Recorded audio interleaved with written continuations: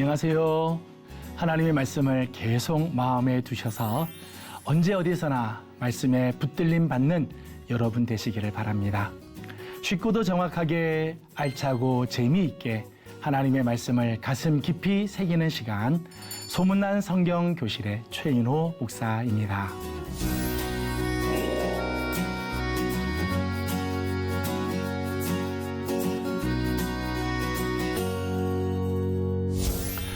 지난 시간에 나눈 내용 기억하시는지요? 지난 시간엔 짊어짐의 마음 첫 번째 복종에 대한 말씀을 나눴습니다. 하나님을 향한 굴복이 아니고 설복이 아닌 신복의 마음을 갖는 자가 짊어짐의 삶을 살 수 있다 말씀을 나눴습니다. 오늘 나눌 말씀은 짊어짐의 마음 두 번째 낮아짐에 대한 말씀입니다.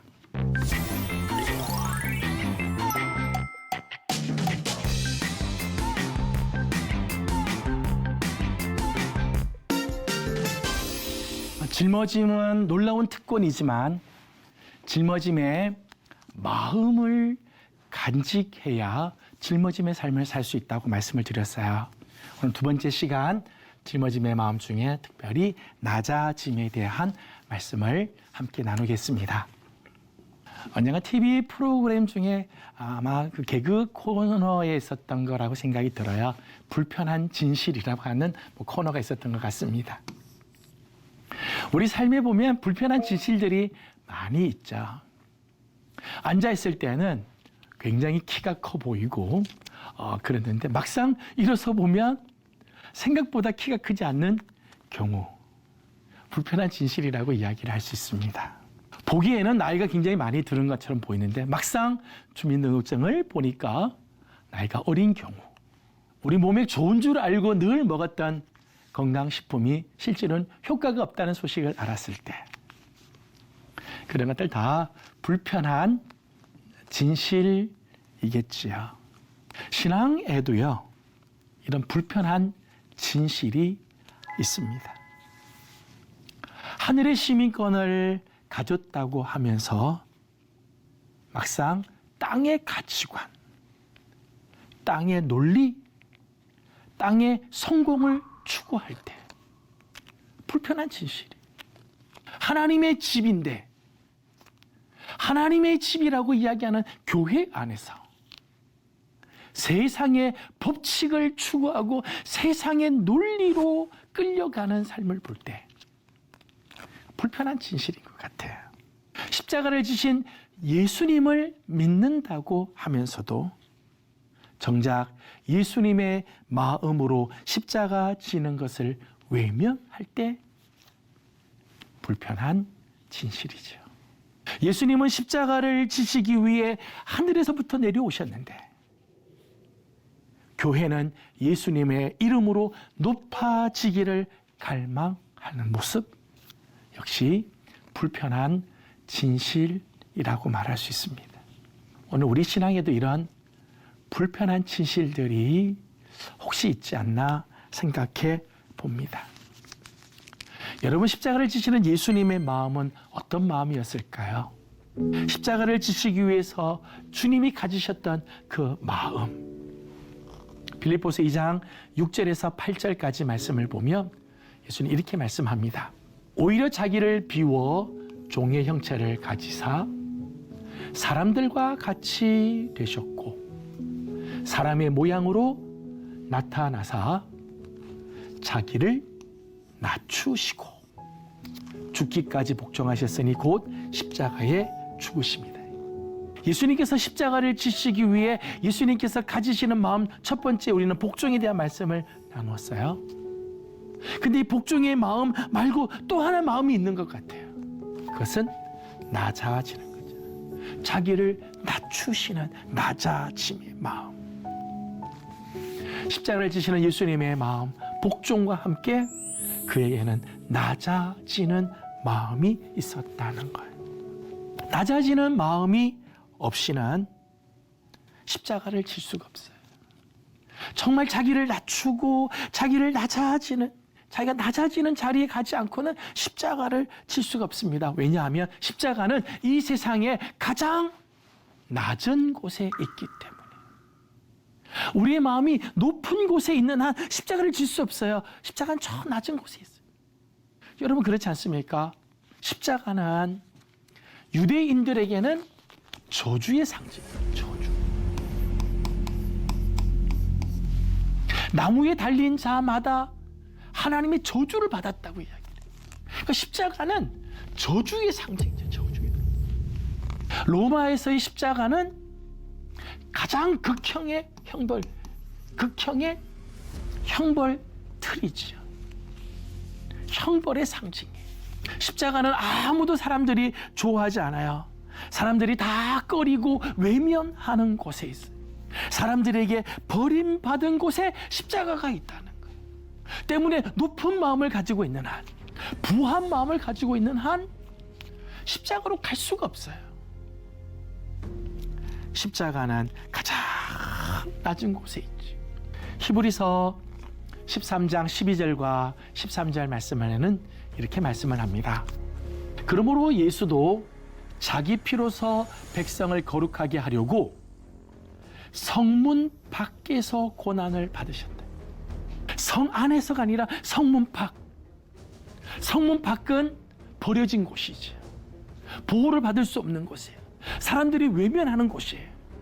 사람들마다 다 꺼려하는 곳이 성문 밖이에요. 예수님께서는 당신의 피로 우리를 거룩하기 위해 당신은 성문 밖에서 고난을 받으셨다.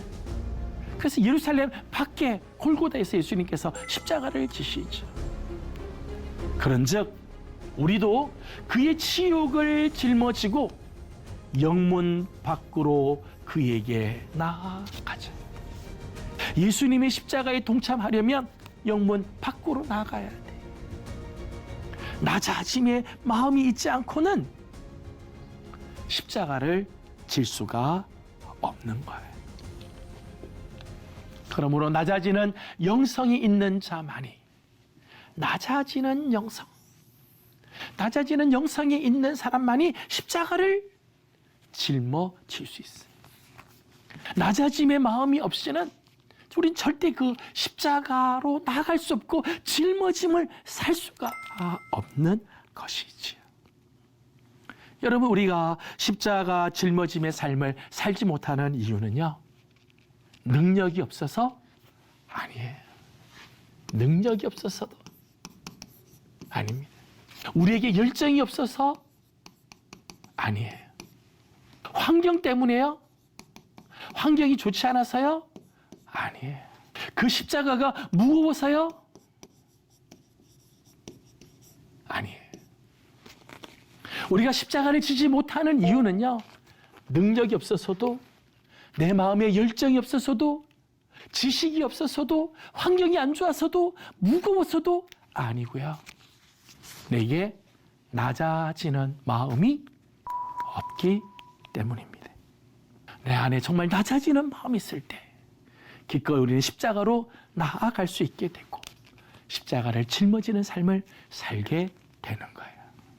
예수님의 생애 중에 예수님이 그 낮아지는 그 모습, 낮아짐의 영성을 보여주는 현장이 하나 있었습니다.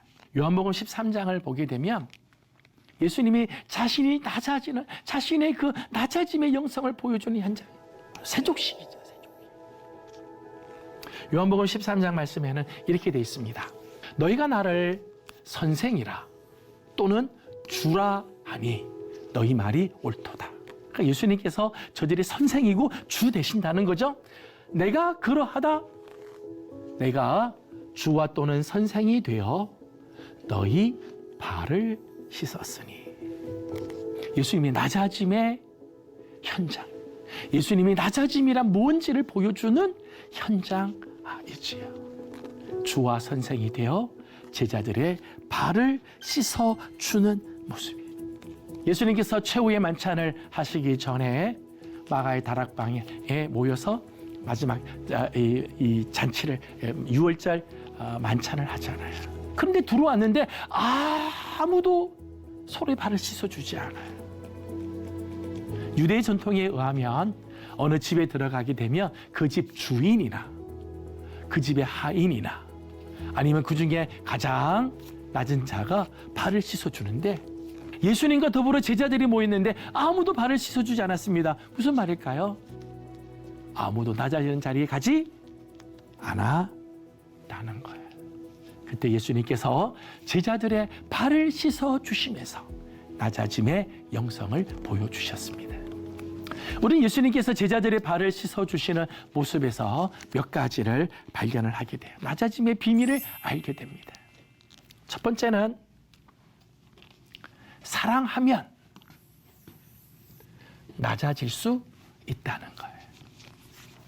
정말 사랑하면 낮아지는 자리를 기꺼이 갈 수 있다는 거예요.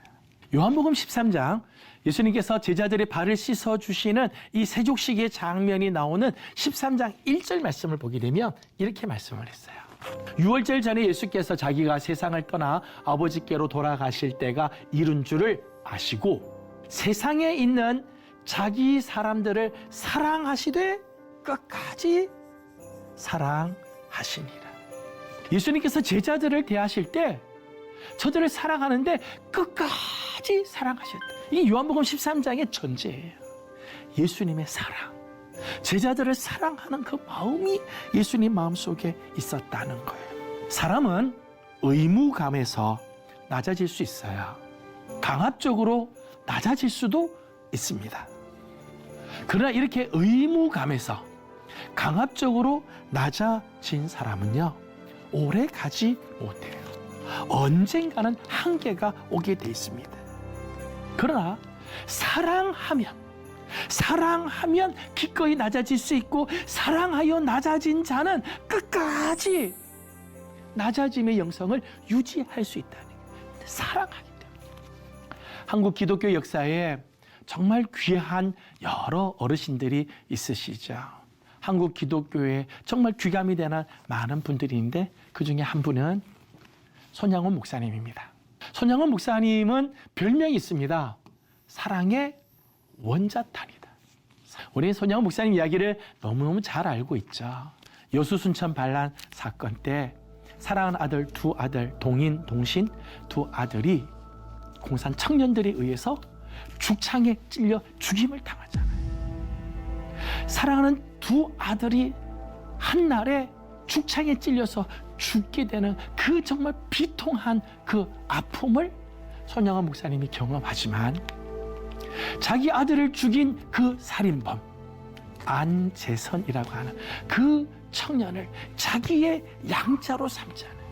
그를 찾아가서 구명운동을 하고 내가 이 사람의 아버지가 되어주고 저가 내 아들로 삼겠다. 그래서 그를 살려서 정말 자기 아들로 삼은 기록에 의하면 손양원 목사님이 밥상을 차리면 그 아들과 겸상해서 식사를 같이 하고 잠을 잘 때에도 자기 이불 옆에 이 안재선 자기 아들을 죽인 이 살인범 양자 삼은 이 사람을 자기 옆에 놓고 어딜 가든지 늘 자기 옆에서 데리고 다니는 그런 마음을 가지셨다는 거예요.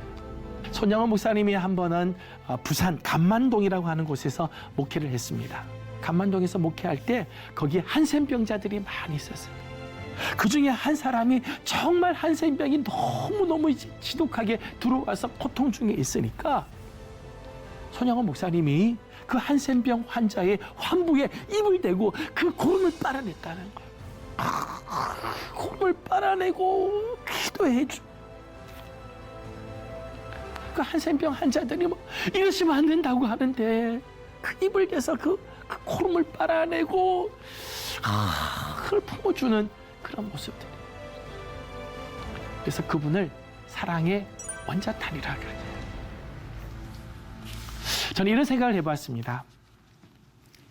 손양원 목사님이 이렇게 자기 아들을 죽인 자를 양자 삼고 한센병자의 환부에 입을 대서 빨 만큼 그런 일들을 행했기 때문에 그분을 사랑의 원자탄이라고 부를 수도 있겠지만 사실은 손양원 목사님 마음속에는 이 사랑이 있었기 때문에 자기 아들을 죽인 그 살인범 안재선도 양자 삼을 수 있고 그 사랑이 있었기 때문에 그 한센병자 사람들이 다 내버린 그 한센병자의 환부에 입을 대 빨아낼 수도 있지 않았을까.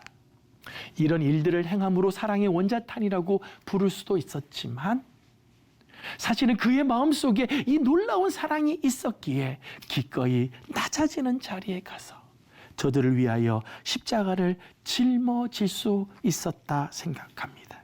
사랑하면 기꺼이 상대방의 입장까지 내려갈 수 있어요. 낮아질 수 있어요. 그리고 그를 위해 십자가를 질 수 있다는 거예요.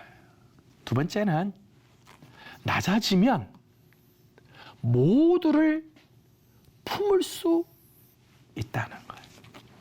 낮아지면 모두를 품을 수 있어요. 예수님께서 제자들의 발을 씻어주다 베드로의 앞에 섰을 때 예수님 어떤 마음이 들까요? 이제 잠시 후면 어린 계집아이 앞에서도 당신을 모른다고 부인할 그 베드로. 예수님이 다 알죠. 3번 나를 모를 거다 부인할 베드로를 다 아시죠. 그럼에도 불구하고 그 베드로의 발을 씻어주잖아요. 가룟 유다 앞에 섰을 때 예수님은 어떤 마음이 들까요? 이미 예수를 팔려고 작정들을 다 하고 은30에 넘겨주고 잠시 후면은 예수를 넘겨주게 될 것. 그걸 예수님이 다 알고 계시죠. 그럼에도 불구하고 가룟 유다의 발도 다 씻어주고 그 앞에 무릎을 꿇고 발을 씻어주시잖아요. 낮아지면, 정말 낮아짐의 영성이 있으면 베드로의 발도 씻어줄 수 있고 가룟 유다의 발도 씻어줄, 모두를 품을 수 있다는 거예요. 여러분, 세상의 모든 물들은 어디로 가는가 하면 바다로 다 가게 돼 있어요.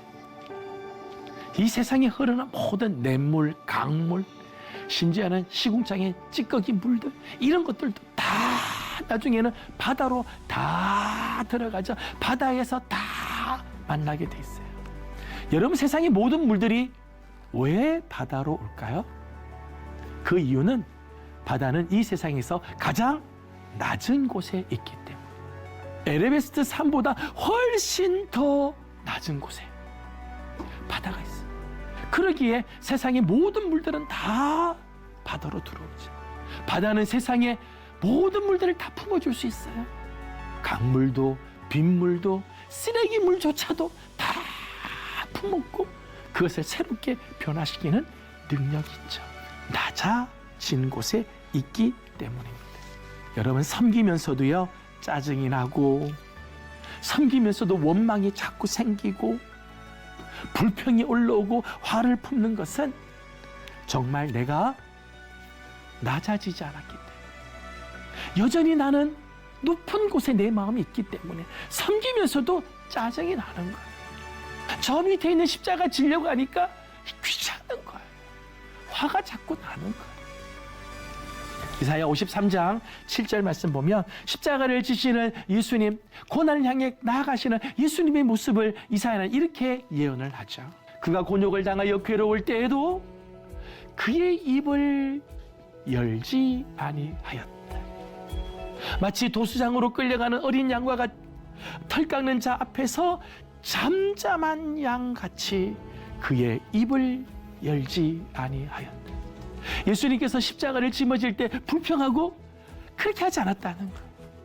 예수님께서 십자가의 그 고진 그 고난을 감내하면서 십자가를 질 때 예수님께서 불평하고 저주의 소리를 쏟아붓고 그렇게 하지 않았다는 거죠. 입을 열지 아니하고 잠잠한 양같이 그 십자가를 짊어졌습니다. 왜요? 예수님은 낮아짐의 영성을 가지기에 그 십자가를 기꺼이 질 수 있었고 불평하고 원망하지 않았다는 거예요. 여러분, 낮아짐의 영성을 가지고 있으면, 낮아짐의 마음이 있으면 나와 다른 사람도 품을 수 있어요. 심지어는 내게 손해와 불편을 끼치는 사람이라 할지라도 품어주게 되어진다는 거예요. 마지막 3번째는 낮아져야 그때 비로소 주와 선생이 될 수 있다는 거예요. 저는 오늘 말씀을 보면서 이런 생각이 들었어요. 주님이 주와 선생이 되어 제자들의 발을 씻어 주셨어요. 그리고 너희도 이와 같이 하라 그랬죠. 주와 선생이 돼서 낮아지기도 하지만 낮아질 때 주와 선생이 되어지는 거죠. 여러분, 제자들이 예수님을 향하여 진심으로 주님이시여 하나님의 아들이십니다, 그리스도입니다 라고 고백하게 된 거는요, 십자가에서 죽으시고 사흘 만에 부활하시고 난 다음이에요. 사도행전 2장 36절의 말씀을 보게 되면 그런즉 이스라엘 온 집은 확실히 알지니 너희가 십자가에 못 박인 예수를 하나님이 주와 그리스도가 되게 하셨다. 하나님이 예수를 언제 주와 그리스도가 되게 하셨습니까? 십자가에 못 박히신 다음, 십자가를 짊어지시고 낮아지셔서 십자가를 짊어지시고 난 다음 예수님은, 하나님은 그를 주와 그리스도가 되게 하고 제자들의 입에서 예수님을 향하여 진정으로 주 예수 그리스도라고 하는 고백이 나오게 되어지지. 예수님께서 천상에 계실 때 하나님과 근본 본체 동등한 본체를 가지고 계실 때, 많은 기적을 베푸실 때, 사람들이 그를 추앙하여 수많은 사람들이 그를 따라올 때 하나님은 그를 주와 그리스도가 되게 하지 않으셨어요. 언제요? 자기를 낮추시고 십자가를 짊어지실 때 비로소 주와 그리스도가 되게 해 주셨다는 거예요. 여러분, 성경적인 원리, 성경적인 논리에 의하면 주와 선생이 되고자 하면 자기를 낮춰야 되죠. 주가 되겠다고 하는 사람은 낮아져야 돼요. 선생이 되려고 하는 자는 낮아져야 돼요. 자기를 낮추는 자가 끝내 주와 선생의 자격이 있고 그 삶을 살아내는 것. 그것이 바로 낮아짐의 역설이죠. 낮아짐의 역설. 한국 기독교 역사에서 굉장히 뛰어난 분 중에 한 분은 이자익 목사님이라는 분입니다. 이자익 목사님은 일찍이 조실 부모를 해야 부모님을 잃고 고아가 돼서 떠돌이 생활을 하다가 김제에 가게 됩니다. 근데 김제에 왔다가 예수를 믿게 돼요. 예수를 믿게 되고 세례를 받고, 그래서 나중에는 금산교회를 섬기게 됩니다. 이자익이라고 하는 이 청년이 참 신실해서 거기서 장로가 되고 신학교를 보내서 목사가 되게 되죠.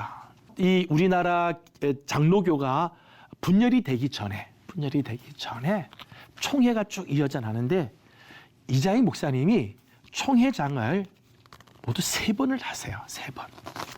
13대, 33대, 34대. 총회장을 한 번 하는 것도 참 귀한데 우리 총회에 유일무이하게 3번을 하신 분이 이자익 목사님. 거기다가 대전신학교를 설립하는 아주 한국 기독교의 참 귀한 분, 한국 기독교를 세우는 일에 참 큰 덕을 세우신 분입니다. 그런데 이 이자익 목사님을 이야기할 때 늘 따라오는 이야기가 있어요. 그것은 바로 조덕삼 장로님의 이야기입니다. 조덕삼 장로님은 어떤 분인가 하면 이자익 목사님이 이자익 청년 때 김제에 와서 마부 생활을 해요. 누구 집에서 마부 생활하는가 하면 조덕삼 씨 집에서 마부 생활을 했어요. 그래서 그 집에서 일하고 말이나 끌고 다니면서 하는데 두 사람이 같이 예수를 믿게 되고 금산교회 가서 두 사람이 세례를 받고 그리고 장로가 돼요. 그런데 이자익은 조덕삼의 집의 마부고요. 조덕삼은 부자고 자기 주인이죠. 주인. 근데 교회에서 장로 투표를 했습니다. 장로를 투표했는데 누가 장로로 당선이 되는가 하면 이자익이 먼저 당선이 됐어요. 조덕삼 떨어졌다는 거예요. 사람들이 굉장히 염려가 되는 거죠. 야, 저 주인이 떨어지고 그 집에 마부가 장로가 됐으니 이걸 어떻게 하나. 그런데 놀라운 거는 조덕삼 씨가 이자익을 보면서요. 교회에서는요 정말 장로님으로 대우해줬다는 거예요. 장로님. 자기 집의 마부지만은 교회 오면 장로님으로서 깍듯하게 대접을 하고 이자이라고 하는 이분이 정말 올바른 신앙생활하는 것을 알아서 신학교에 보내요. 목사가 되게 하고 그를 적극적으로 후원하면서 그가 한국교회의 위대한 인물로 자라가도록 적극적인 협력을 해요. 그래서 이자이 목사님 이야기를 할 적마다 늘 이야기가 도덕산 장로 이야기가 들어요. 이자이 목사님 참 훌륭한 분이고 귀한 분이지만 저는 조덕삼 장로님의 그 낮아짐의 섬김이 정말 귀하다고 생각해요. 기꺼이 낮아짐의 영성이 있기에 다른 사람을 세워주고 그 짐을 대신 짊어짐으로 두 사람이 함께 한국교회의 아름다운 이야기를 남기고 덕을 세우며 한국교회를 살리는 정말 귀한 영광에 참여하게 되어졌다는 거예요. 여러분, 짊어짐은 낮아짐의 마음이 없으면 안 돼요. 낮아짐의 영성이 있을 때 기꺼이 짊어짐으로 나아가게 되어집니다. 전 우리 사랑하는 시청자 여러분들, 정말 예수 그리스도를 닮아 오늘 우리 안에도 이 낮아짐의 영성이 있어 하나님께서 주신 귀한 짊어짐의 삶을 잘 감당하는 하나님의 사람들이 되기를 소망합니다. 여러분, 유익한 시간이 되셨나요? 오늘 수업은 유튜브를 통해 다시 볼 수 있습니다. 어디에서나 말씀을 가까이 하시고 즐거이 여기는 여러분들 다 되시기를 바랍니다. 다음 시간에는 짊어짐의 마음 세 번째 시간을 우리 함께 가지도록 하겠습니다. 오늘도 복음의 사람으로 살며 평안하기를 바랍니다. 다음 시간에 뵙겠습니다. 감사합니다.